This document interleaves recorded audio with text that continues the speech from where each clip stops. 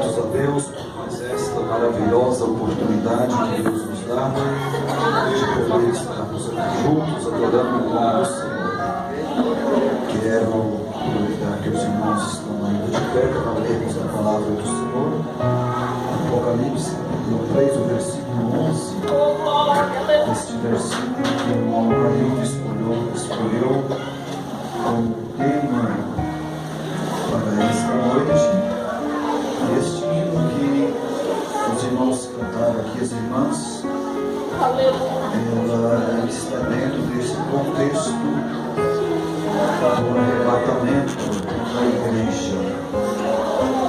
Glória a Deus. Vamos pedir às crianças também para estarem lendo a palavra juntamente conosco. Glória a Deus. Apocalipse 3, o verso 11, que diz assim: eis que venho sem demora, guarda o que tens, para que ninguém tome a tua coroa. Amém. Glória a Deus. Podeis tomar o vosso assento. Louvado seja o nome de Jesus. Este final de semana tivemos um final de semana abençoado, enquanto antes tivemos um trabalho de evangelização na cidade, com a cooperação de uma equipe de irmãos vindo de Cuiabá. 42 irmãos vieram para somar conosco no sábado pela manhã, sábado à tarde, cooperaram conosco à noite e também no domingo pela manhã. Para a glória do Senhor nosso Deus, nós conseguimos deixar um folheto em cada casa daquela cidade, e as pessoas que nós tivemos a oportunidade de conversarmos, de evangelizar, de falar do amor de Deus, tivemos ali 91 conversões para a glória do Senhor. É bem verdade que temos um trabalho árduo pela frente, de visitas, de discipulado, para ver se nós conseguimos pelo menos ficar com 5 a 10% dessa totalidade. Mas uma coisa é certa, a palavra de Deus foi falada, vários cultos foram realizados ali na cidade, e em tudo nós glorificamos o nome do Senhor, porque o Senhor tem nos abençoado de forma poderosa e especial. E aqui nesta noite cremos que não será diferente, porque nós já temos sentido aqui a gloriosa presença do Senhor, a presença do querido Espírito Santo de Deus na nossa vida. Isto é o que é importante, porque se nós reuníssemos em um lugar e não tivesse a presença do Espírito Santo, a presença do Senhor, tudo para nada teria proveito. Mas nesta noite nós já vimos aqui o Senhor Deus manifestando a sua glória, a sua presença em nosso meio. Vimos aqui pessoas sendo renovadas no Espírito Santo, pessoas falando em línguas, lágrimas sendo derramadas. Isto é muito bom, é muito maravilhoso, porque quando nós nos reunimos e que o Senhor está presente, algo poderoso acontece. Às vezes nós acostumamos pontuar aquelas bênçãos que nós vemos com os nossos olhos carnais ou físicos, mas num culto como esse nós temos a plena certeza que obras grandes o Senhor opera, que nós não vemos, e às vezes são obras que Deus realiza, que alguém também não testifica para se tornar notório aquele grande milagre, aquela grande obra que o Senhor fez. Por isso que nós devemos aprender com a palavra de Deus, quando Pedro estava preso, guardado em segurança, que seria apresentado para ser morto, a igreja estava em oração, na casa da irmã Maria, a igreja orava, e quando Deus de uma forma maravilhosa, tira Pedro da prisão, usando o seu anjo, enviando o anjo ali para libertá-lo. Quando ele sai da prisão, ele vai à casa dos irmãos, aonde os irmãos estavam reunidos, e surpresos quando Pedro chegou e ele começou a testificar daquilo que Deus fizera na sua vida, como Deus o libertou da prisão. E quando ele despede dos irmãos para se retirar, ele disse assim: olha, conta isso para Tiago e para os demais irmãos. Então o testemunho é algo importante.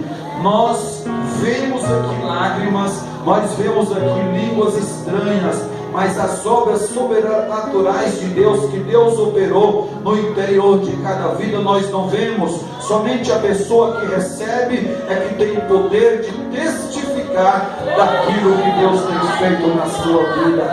Então, irmão, abra a tua boca, testifica aquilo que Deus fez na sua vida, para que haja edificação espiritual, para que o teu irmão seja edificado e o nome do Senhor Jesus seja glorificado. O versículo escolhido como tema está aqui no livro de Apocalipse, o qual nós já lemos, capítulo 3 e o versículo 11. O livro de Apocalipse, eles contém 22 capítulos, 322 versículos, e dentre eles foi escolhido aqui o versículo de número 11, quando o Senhor está dizendo: olha, eu venho sem demora, guarda o que tens, para que ninguém tome a tua coroa.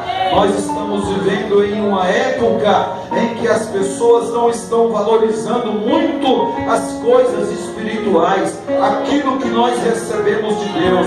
Às vezes nós valorizamos muito as coisas materiais, as coisas pertencentes a esta vida. Mas aqui a palavra do Senhor, o Senhor Jesus, quando ele se revela a João, nesse versículo da palavra de Deus, ele chama a nossa atenção para que nós possamos guardar aquilo que nós temos, para que de forma alguma nós venhamos perder a nossa coroa. Você tem guardado o que você tem recebido do Senhor?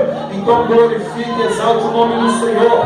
Não deixe que ninguém roube aquilo de mais precioso que o Senhor tem te dado. Nós lemos na Bíblia Sagrada, no livro do Gênesis, no capítulo 25, a partir do versículo 24, onde fala de os dois filhos de Isaac, fala de Jacó e fala de Esaú. A Bíblia diz que ambos eram gêmeos, eles foram gerados juntos. Esaú nasce primeiro, mas Jacó nasce agarrado ao calcanhar dos seus irmãos. A Bíblia diz que Esaú, ele foi homem perito na caça, porém Jacó não. Jacó habitava em tendas, mas a Bíblia diz que um dia, quando Esaú saiu para a caça, Jacó ficou em casa e ele preparou um alimento delicioso. E quando Esaú chega da caça,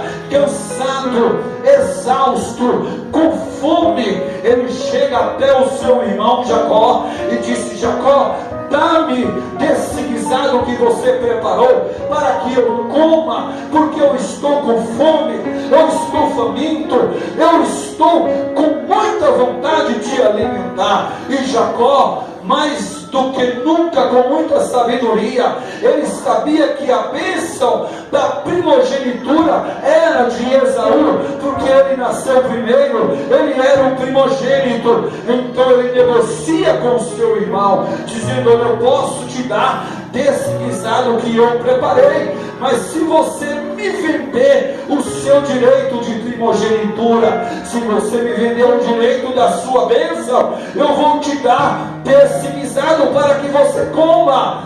A Bíblia vai nos dizer aqui nesse texto que Esaú abre a sua boca e diz para Jacó: olha, eu estou a ponto de morrer, para que me servirá o direito de primogenitura? E ele negociou a sua bênção. Jacó deu a ele do guisado de lentilhas, ele comeu, e o tempo passou e no tempo chegado, quando o seu pai Isaac chama Esaú para que ele o abençoasse, houve aquela história. Nós não queremos prender-nos a ter nesse texto, porque nós queremos falar do arrebatamento, mas nós queremos só dizer a respeito do nosso dever de guardar aquilo que nós temos. Esaú, ele vendeu, ele negociou, e agora quando seu pai chama ele para ser abençoado, para receber a bênção, a sua mãe chama Jacó, coloca Jacó na frente daquela situação, prepara ali um meio para que Jacó recebesse a bênção, e Jacó foi abençoado no lugar de Esaú. Houve consequências. Jacó teve que fugir. Quando ele chega na sua terra, na terra dos seus pais também, ele conhece uma moça e ele também é enganado no seu casamento. O seu salário também foi mudado várias vezes, porque ele fez uma semeadura e ele teve que pagar, receber segundo a sua semeadura. Mas o que nós vemos aqui, quando a palavra de Deus está nos dizendo: guarda o que tem, para que ninguém tome a sua coroa. Esaú não guardou. Esaú, ele negociou a sua bênção. E assim somos nós, se nós não tomarmos cuidado. Em pleno século 21 que nós estamos vivendo, nós vamos negociar aquilo de mais precioso que nós temos. As pessoas estão negociando a sua salvação, negociando o seu compromisso com Deus, e o inimigo de nossas almas, ele está roubando aquilo que Deus tem nos dado gratuitamente. Mas a palavra de Deus está nos afirmando categoricamente, o Senhor dizendo: eis que venho sem demora. E você precisa guardar aquilo que você tem, você precisa guardar aquilo que recebeu de Jesus, você precisa guardar as bênçãos que Deus tem te dado, os dons que Deus tem te dado. Não troque a sua bênção por coisas efêmeras neste mundo, mas te conserve na presença do Senhor, alimentando da palavra de Deus, buscando a palavra de Deus, vivendo segundo a palavra de Deus, porque Ele continua dizendo: eu estou vindo, eu venho sem demora, e eu preciso achar a minha igreja preparada. Você pode dar glória para Jesus?